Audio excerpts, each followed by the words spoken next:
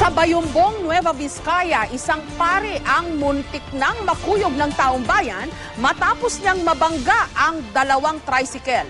Galit na galit ang mga nakakita sa aksidente dahil namatay ang isa sa mga tricycle driver at tinangka pa di umanong tumakas ng pari. May report si Mark Salazar.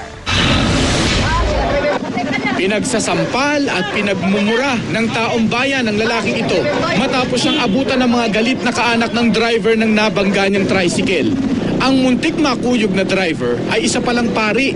Kinilalang si Father Rene Caligue, bagong na-ordain na Assistant Parish Priest sa Solano, Nueva Vizcaya. Bumaligtad ang tricycle na nabangga umano ng pari sa barangay Santa Rosa.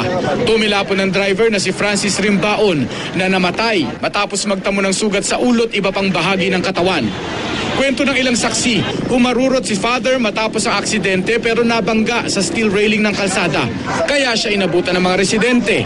Basag na basag at halos wala nang matira sa harapang salamin ng kanyang pickup truck. Ang lalaking ito na kumuha raw ng susi ng sasakyan na pagkamalan pa raw kasama ng pari. Kaya kamuntik din daw kuyugin. Siyempre, gusto nila namin dahil nasa amin na yung ginawa na nga namin susi pa rin. Ayon sa ilang saksi, bago pa raw mabangga ni Father Caligue ang tricycle na Rimbaon, may tinakasan din umano siyang isa pang nabanggang tricycle ilang metro mula sa pangalawa. Sugatan ng driver na si Fritz Pasis at pasahero niyang si Joey Ramos. Pero nasa mabuting kalagayan na raw ang dalawa. Binangga na raw po siya doon sa Kapitol.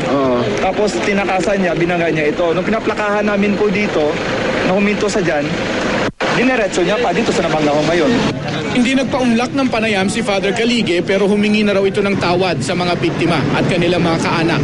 Nagpasya raw mga kaanak ng namatay na hindi na sila magsasampa ng kaso laban kay Father Caligue.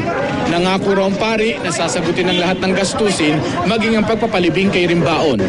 Mark Salazar, GMA News.